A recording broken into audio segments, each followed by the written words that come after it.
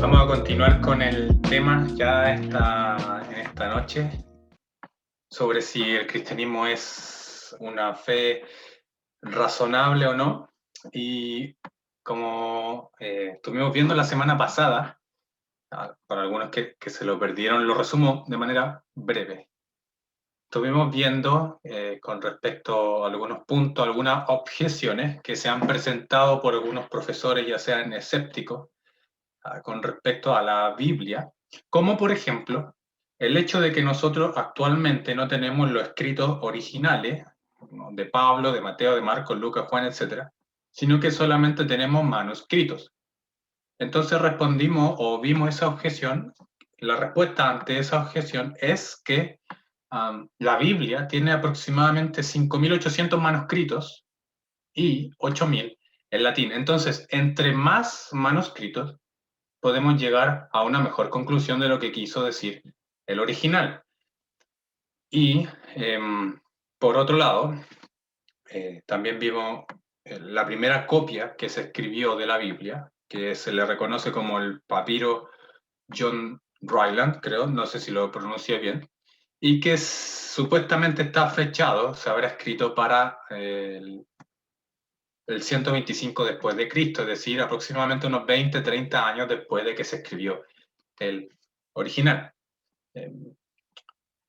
Eso era como resumen, pero también quiero decir algunos anuncios, si me permiten, de manera rápida, y es que eh, para aquellos que quizás les gusta escribir por chat, decirles que me distraigo mucho cuando a veces escriben, así que por favor si los pueden como evitar durante este momento, porque me voy a distraer caleta y eso para mí va a ser pérdida de tiempo, así que no quiero distraerme mucho.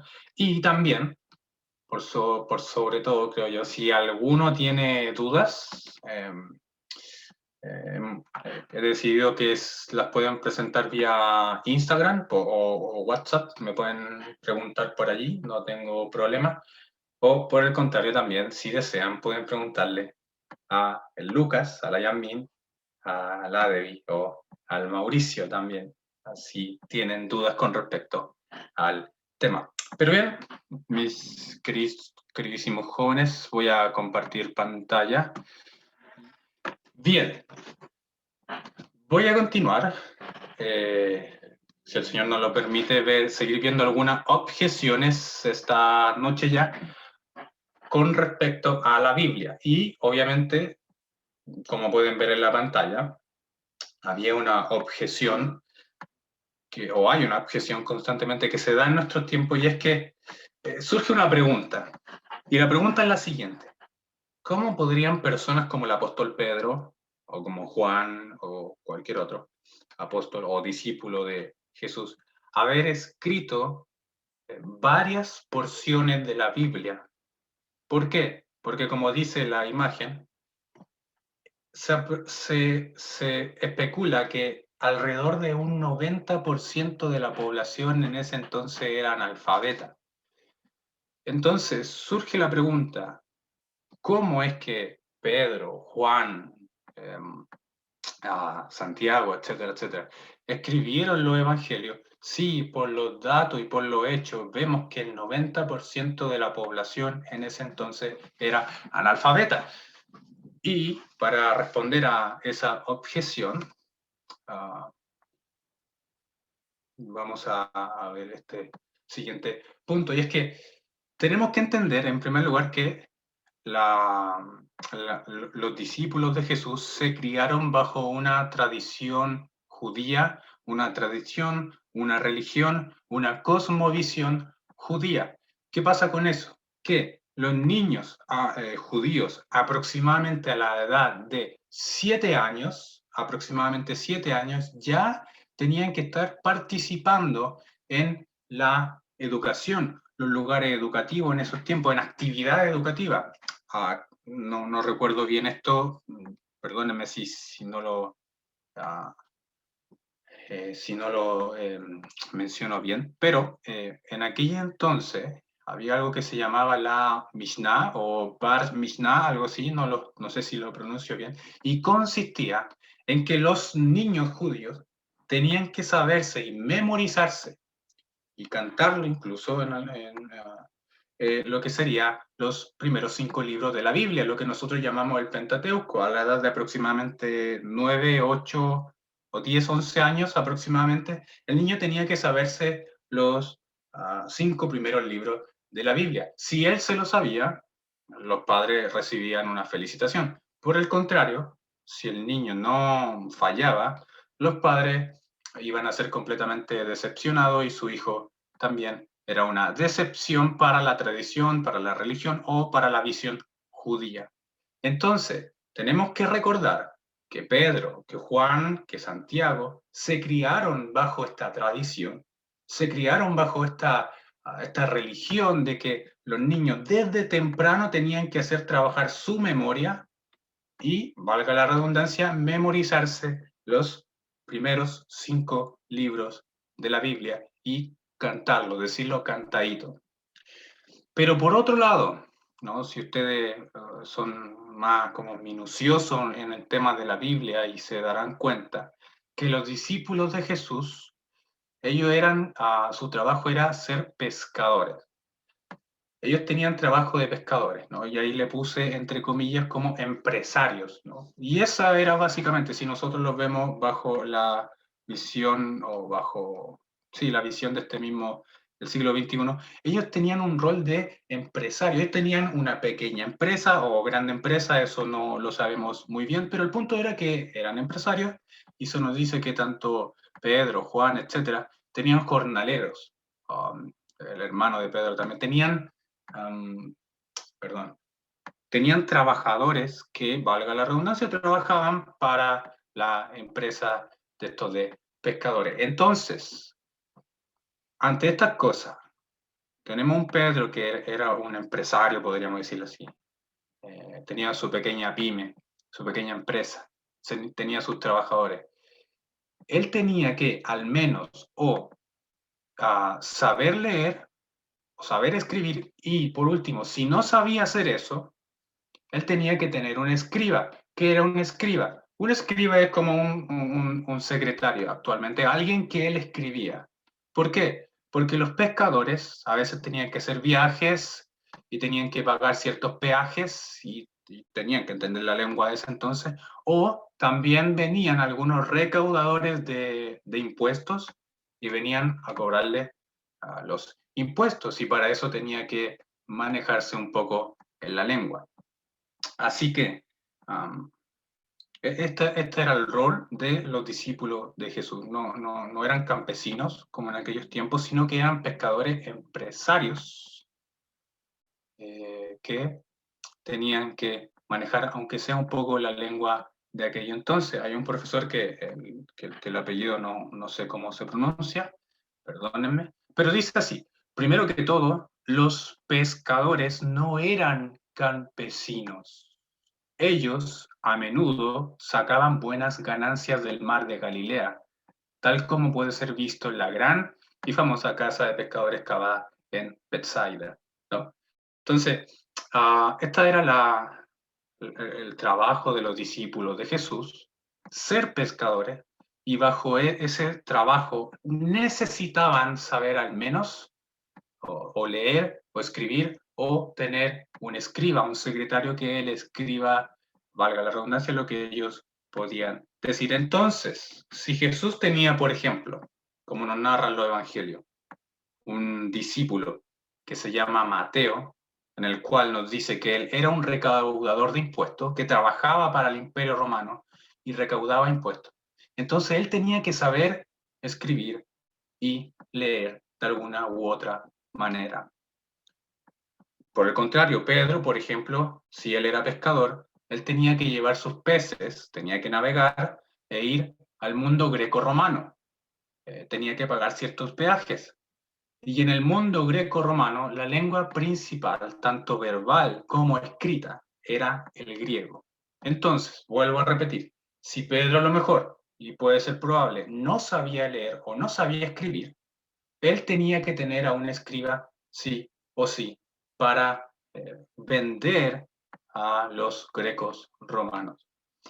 Entonces, en mi opinión, y esto es solamente mi opinión, creo yo que es demasiado caricaturizar a los discípulos de Jesús, es decir que solamente el 90% de la población era analfabeta y colocar a Pedro, a Mateo, etcétera, etcétera, entre ese grupo es caricaturizarlo, porque la Biblia nos dice que ellos tenían un trabajo que era bastante importante en esos tiempos, que ganaban, que generaban mucha riqueza, mucha ganancia. Así que, si juntamos las ideas, llegaremos a la siguiente conclusión. Tenemos los discípulos de Jesús que se criaron en un ámbito completamente judío, donde tenían que memorizar las enseñanzas de la Biblia desde temprano y así después decirlo a una edad de 11 años aproximadamente. Y por el contrario, si no sabían leer ni escribir, tenían su escriba. Entonces, está Mateo, está Pedro, está Juan, que ellos vieron la enseñanza de Jesús y la memorizaron. Y posteriormente a eso la escribieron. Ahora bien, si no sabían escribir, también tenían el caso de que podían contar con un secretario o un escriba, etcétera, etcétera. Y escribían los dictados que a lo mejor le daba Pedro, lo que memorizó Pedro, lo que a lo mejor memorizó Juan, lo que a lo mejor memorizó Mateo. Los escribas escribían los dictados que ellos decían. Entonces, esa es una objeción con respecto a al analfabetismo que algunos acusan, que no significa que toda la población, si bien es un gran número, pero no significa que sea toda la población. Precisamente Jesús escogió a hombres que estaban preparados para su llamado. Sin embargo, quiero continuar rápido. Recuerden que si alguno tiene una duda, pueden volver a preguntarla por las redes sociales, porque sé que voy muy rápido, pero quiero continuar de manera rápida y esta es una objeción que también plantea mucho, que es la idea de que la Biblia fue planeada con el fin de buscar poder, con el fin de buscar riqueza, con el fin de que los líderes religiosos de aquellos tiempos pudiesen obtener este estatus de privilegio y importancia. Algunos profesores escépticos postulan esa idea de que la Biblia solamente fue inventada para una religión más y para generar poder y riqueza, etcétera, etcétera. Entonces, hago esta pregunta, ¿fue planeada verdaderamente la Biblia con ese fin? ¿De verdad ese era el fin al momento de escribir la Biblia? No, porque algunos dicen que toda religión busca poder y por ende los autores de la Biblia también intentaron buscar poder. Entonces, esta teoría o esta hipótesis o esta objeción, en mi opinión, no cuadra con lo que nos narran los evangelios. Porque y esto lo voy a explicar de manera más detallada cuando veamos el tema de la resurrección de Jesús, si Dios así nos permite. Porque si ustedes se ponen a pensar un poco, ¿quién se atrevería a presentar a Jesús, la figura principal del cristianismo, clamando en angustia en el huerto de Getsemaní? Me explico. La mayoría de los mártires en aquellos tiempos siempre se narraban que iban a su muerte valientemente, de manera valiente. Por ejemplo, no recuerdo muy bien si era un libro de primera o segunda de Macabeo, que dice que habían 7 hermanos que desafiaron al monarca en aquellos tiempos y los 7 fueron quemados, pero los 7 fueron increpando al monarca diciéndole que al fin y al cabo Dios los iba a recompensar, ¿no? Y la muerte es completamente cruel al momento de leerla. Y tenemos varios ejemplos, por ejemplo, Policarpo, que se dice que fue mártir a la edad de 83 años y él fue completamente valiente a su muerte. Tenemos el ejemplo de Esteban en el libro de los Hechos, donde él le pide a Dios que por favor perdone el pecado de de ellos, de lo que estaban haciendo. Le pide a Dios que perdone el pecado de ellos. Entonces, una de las cosas que creo yo que le tuvo que haber causado vergüenza a la primera iglesia es haber leído estos sucesos sobre Jesús, que se narra como un hombre débil, como un hombre que no quiere enfrentar la muerte, como un hombre que teme ante la muerte, que se le ve en el Getsemaní completamente débil. Eh, entonces, ¿quién se atrevería a colocar a Jesús, la principal piedra de esta fe, la principal piedra de esta nueva religión, tan débil para poder obtener poder? Y me explico. Supongamos que tú tienes el deseo de crear una nueva religión. Tú tienes el deseo de crear una nueva religión y esa nueva religión se trata sobre un Dios que se hizo hombre. ¿Cómo lo harías? ¿Una persona justa? ¿Un rey monarca? ¿Alguien que gobierna con autoridad? ¿Alguien que gobierna con poder? ¿Alguien que reina con rectitud? Etcétera, etcétera. Alguien que vence quizás en guerra a su enemigo, en fin, podría verlo tan notable a ese Dios hombre. Pero en los evangelios notamos qué cosa, que Jesús está clamando, que el líder, que este Mesías, que este Dios hombre está clamando tristemente, está en angustia e incluso va condenado a la cruz como un delincuente. Entonces, si alguien quiere inventar una religión y planear una religión y buscar poder, fácilmente hubiesen inventado la historia de que su líder no hubiese sido tan vergonzoso para aquellos tiempos. Pero también quiero colocar otro ejemplo, y este lo vamos a ver de manera más detallada, si Dios así nos lo permite, cuando veamos el estudio con respecto, o el tema con respecto a la resurrección de Jesús. Y es lo siguiente. ¿Por qué, si la Biblia fue inventada, por qué inventarse entonces la idea de que los primeros testigos de la resurrección de Jesús no fueron hombres, sino mujeres? Y con esto me explico un poco. En aquellos tiempos, en los tiempos del Nuevo Testamento, en los tiempos del siglo I, el testimonio de la mujer no era para nada válido. No le preguntaban a la mujer el testimonio. Incluso en los tribunales tampoco era tan válido, no era tan importante. Entonces, si quisiste inventar una religión y convencer a la población, ¿por qué colocar a las primeras mujeres como testigos y no colocar a hombres, como por ejemplo el apóstol Pedro, como por ejemplo, en fin, cualquier otro hombre? ¿Por qué inventarse la historia de que las mujeres fueron los primeros testigos y no haber puesto figura masculina, hombre importante, perdón, de aquellos tiempos, grandes apóstoles de la resurrección de Jesús? Y la única excepción ante esto que podemos decir es que las cosas que están escritas ahí es porque efectivamente fueron ciertas y así son y así lo son.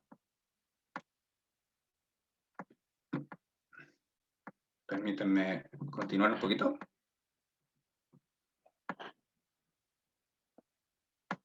Ok. Ahora bien, supongamos que tú comienzas a leer la Biblia y te encuentres con algunos pasajes, perdón, va a dar un poquito más de agua.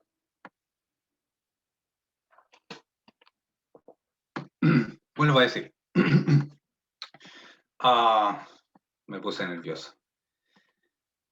Ok, perdón. Supongamos que tú estás leyendo la Biblia y encuentras algunos pasajes que son un poco, como lo diría nuestra cultura moderna, retrógrada, antiguo, porque mayormente nuestra cultura moderna niega el mensaje de la Biblia porque considera que no está pegada a la ciencia o a los hechos históricos, a su veracidad histórica, etc. etc. Entonces, algunos ven la Biblia retrógrada, pasada de moda, que cree que está a favor de la esclavitud o de la sumisión a la mujer. Entonces, nuestra cultura nos hace ver algunos pasajes completamente retrógrados. Y muchas personas, y esto hay que también dejarlo claro, se apartan de la Biblia cuando encuentran un pasaje completamente difícil. Pero ¿qué pasa si tú, ¿no? Unos días a lo mejor haciendo un estudio o tu devocional común y corriente, llegas a encontrar un pasaje difícil de la Biblia? O ahora mismo quizás estás estudiando algún texto y te encontraste con algún versículo difícil. ¿Qué puede pasar ahí? Y esto de manera personal yo lo digo, que lo que podría decirles es que no se hagan ninguna precipitación todavía, porque muchos de esos textos difíciles pueden ser aclarados fácilmente a través de un comentario bíblico que nos ayude a ver el contexto en el cual se escribió, a ver cuál era la cultura, etcétera, etcétera, cuál era la religión predominante, en fin. Entonces, no hay que precipitarse ante esas cosas, sino que poder ver un buen comentario bíblico y estudiar el texto y ver en qué circunstancia se escribió ese pasaje. A modo de ejemplo, solamente esto es a modo de ejemplo. Veamos el tema de Pablo y la esclavitud, ¿no? Que dice así en Efesios 6:5. Esclavos, dice Pablo, perdón, obedezcan a sus amos terrenales. Entonces, el lector moderno de inmediato reacciona ante este pasaje y dice que, ven, la Biblia apoya la esclavitud. Ven que la Biblia es retrógrada, pero lo que pasa es que el lector moderno se está imaginando que, o piensa que Pablo se está refiriendo a la esclavitud africana, por así decirlo, que se vivió en el siglo XVIII y XIX. Entonces, llegan a una conclusión muy rápida de interpretar el pasaje como que la esclavitud que Pablo nos está diciendo es algo totalmente permitido. Pero, vuelvo a reiterar, esto es una falta de comprensión de la cultura de aquellos tiempos, del contexto histórico de de este pasaje en el cual se escribió. Por ejemplo, solo a manera de ejemplo, la esclavitud de aquellos tiempos no era la misma que fue la del siglo XVIII y la del siglo XIX. Es decir, no había gran diferencia en los esclavos de esos tiempos con las personas que eran libres, que vivían de una condición libre.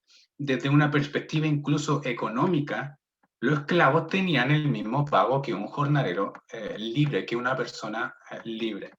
Y no eran no eran de escasa pobreza, no era una extrema pobreza que ellos vivían en esos tiempos. Los esclavos tenían incluso la posibilidad de ahorrar dinero suficiente como para poder comprar libertad en un futuro. Y además, y lo más importante creo yo, que pocos esclavos se quedaban a vivir para siempre allí. A diferencia de la esclavitud del siglo XVIII y XIX, que esta era más brutal aún, porque ellos tenían que pertenecer a sus amos de por vida uh, y tenían que pasar a veces hambre, tenían que ser a veces violados estos esclavos, mutilados o incluso si el dueño así lo deseaba, asesinado. Esta fue la triste esclavitud que sufrieron los negros de África, que se basaba nada más y nada menos que en un prejuicio de razas. Prejuicio, creo yo, que lamentablemente también algunos cristianos que malinterpretaron algunos textos de la Biblia como este, apoyaron tal esclavitud. Sin embargo, este comercio de esclavos por rapto y secuestro es algo que completamente no está a favor de la Biblia. La Biblia condena tal cosa. Incluso, además, los mismos cristianos fueron los que se opusieron a a esta esclavitud. Los mismos cristianos, los mismos creyentes se opusieron firmemente a la esclavitud del siglo XVIII y XIX, diciendo que no era algo que podía ser admitida a la luz de la Biblia. Entonces, esto es la importancia de colocar su buen contexto bíblico. Aquí Pablo no se está refiriendo a la esclavitud para nada. Los esclavos de esos tiempos no padecieron la misma esclavitud o los mismos dolores que los esclavos, mejor dicho, del siglo XVIII y XIX. Sin embargo, esto era solamente a manera de ejemplo. Hay varios sucesos más así en la Biblia. Pero supongamos ahora que tú estudias un pasaje de la Biblia y aún así sigue siendo regresivo para ti. Lo estudias, lo lees, lo relees, pero aún así sigue siendo como retrógrada para ti. Y ante esto, si te ha pasado esto, te animaría a que mejor mires a la cultura en la cual estamos viviendo, porque muchas veces incluso nuestra cultura nos insta a mirar un texto de la Biblia como retrógrada. Entonces, ¿será que la cultura en la que vivimos nos está llevando a decir qué pasajes son regresivos y qué no? Porque si nosotros decimos que algo es regresivo, entonces eso quiere decir que hemos llegado a un momento de la historia en el cual hemos avanzado y que todas las otras culturas antiguas son retrógradas e incluso también culturas que son modernas. En otras palabras, puede que la cultura no esté moldeando para interpretar cierto pasaje de la escritura y verlo como algo retrógrada. A modo de ejemplo, de nuevo, creo que me equivoqué en la edición, perdonen la edición, no es Mateo 14, sino que es Marco 14. Supongamos que tú estás leyendo el Evangelio de Marcos 14 y al lado lo estás leyendo con otra persona. Esa persona a la cual tú estás leyendo, la otra persona, pertenece, digamos, a el siglo I, el siglo I, es una persona que vive bajo la cosmovisión y la cultura del Imperio Romano. Entonces, tú estás leyendo Marcos 14 y la otra persona también está leyendo Marcos 14, tu amigo ese que vive en el Imperio Romano bajo la cosmovisión del Imperio Romano. Entonces, una de las cosas que nos pillamos en Marcos 14 es, por ejemplo, que Jesús dice lo siguiente. Dice, sí, yo soy, dijo Jesús, y ustedes verán al Hijo del Hombre sentado a la derecha del Todopoderoso y viniendo en las nubes del cielo. Aquí Jesús obviamente está haciendo su declaración como el Hijo del Hombre. Sin embargo, más adelante en el mismo Marcos 14, vemos a Pedro, en los versículos 71 y 72, negando a su maestro 3 veces seguidas, ¿no? Este pasaje es bastante conocido. Y más aún, en el Evangelio de Juan, ya aquí este otro texto, capítulo 21, versículo 15, vemos que Jesús perdona al apóstol Pedro, perdona a Pedro por esta negación de él, perdona al apóstol Pedro y le da la posibilidad de que pastoree incluso su iglesia, ¿no? Entonces, supongamos que tú estás leyendo ese pasaje y ¿qué es lo que primero que le va a llamar la atención a una persona de nuestra cultura? Lo que le llama la atención es cómo Jesús perdonó a Pedro. Esas cosas son importantes para nuestra cultura. El perdón de Jesús para Pedro. Pero negaríamos sobre la divinidad de Jesús, negaríamos que Jesús sería el Hijo del Hombre e incluso pasaríamos por alto. Ahora supongamos que nuestro amigo del siglo I, que vive bajo esta cosmovisión romana, también lee este pasaje al mismo tiempo. De seguro, y 100% seguro, a él le llamaría completamente la atención la idea de que Jesús fuese el Hijo del Hombre. Y comenzaría a estudiar, comenzaría a averiguar quién es este personaje que se hace llamar el Hijo del Hombre, que dice que está sentado a la derecha del Todopoderoso. Sin embargo, le parecería retrógrada, regresivo, la idea de que Jesús perdone a Pedro. ¿Por qué? Porque Pedro debe merecer al menos un castigo que sea. ¿Cómo puede ser que Jesús no lo haya castigado? Le parecería incluso, le podría llegar a parecer, al momento de leer estos versículos, le podría parecer absurdo el mensaje de la Biblia. Cómo su maestro baja tanto que llega a perdonar a su discípulo. Entonces, rechazar la Biblia solo por el hecho de que somos más progresivos, por así decirlo, diría yo que es algo muy apresurado. Es decir, dado que, y esto es verdad, esto va a ser así, van a haber futuras generaciones que van a mirar, van a observar lo que nosotros creíamos antes, es decir, futuras generaciones van a ver lo que nosotros creíamos antes y van a ver que lo que nosotros llamamos progresivo, para ellos va a ser regresivo. Entonces, rechazamos la Biblia por ideas que incluso más adelante pueden ser absurdas.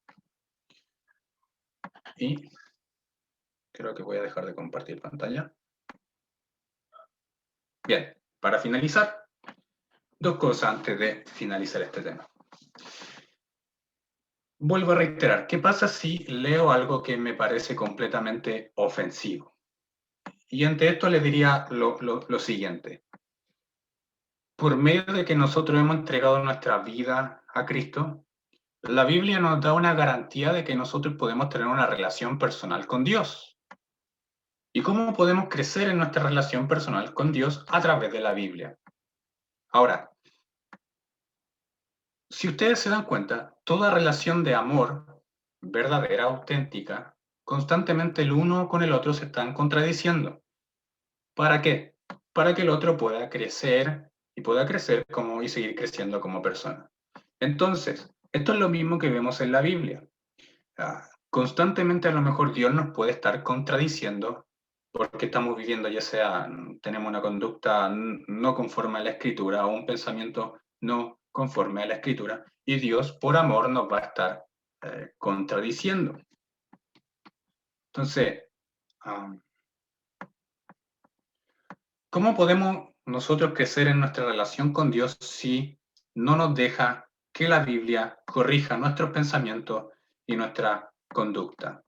Es decir, si nos ponemos a decidir qué creemos o qué rechazamos de la Biblia, ¿cómo vamos a poder permitir que Dios constantemente nos contradiga, por así decirlo? Porque de ser así, si preferimos unas enseñanzas más que otras, entonces estamos tomando un Dios a nuestra propia conveniencia y podemos hacer lo que nosotros querramos. Por último, decir que se podría decir, valga la redundancia, que el tema central de la Biblia es la vida, la muerte y la resurrección de Jesucristo, lo que se conoce como la historia de la redención, donde se nos presenta cómo Jesús vino a morir por nuestros pecados, que tomó nuestro lugar, que fue de manera libre y gratuita a la cruz. Murió y resucitó al tercer día. Pero ahora bien, si la resurrección de Jesús no es cierto, entonces yo me atrevería a decir que no deberíamos prestarle importancia a todo lo que dice la Biblia. Porque si la resurrección no fue cierta, entonces todo lo demás que dice la Biblia no deberíamos prestarle importancia. Sin embargo, dado la evidencia bíblica y la evidencia historiográfica, que tenemos, efectivamente Jesús sí resucitó de entre los muertos. Entonces haríamos bien en prestar atención a lo que Él dijo, y no solamente a lo que Él dijo, sino que también a todo lo que dice su palabra. Recordar que si Dios así lo permite, no lo sabemos todavía. Este tema de la Biblia lo hizo en unas cuantas pinceladas solamente, es más profundo, pero si Dios así lo permite, podríamos estar viendo este tema con más profundidad algunos que otros meses.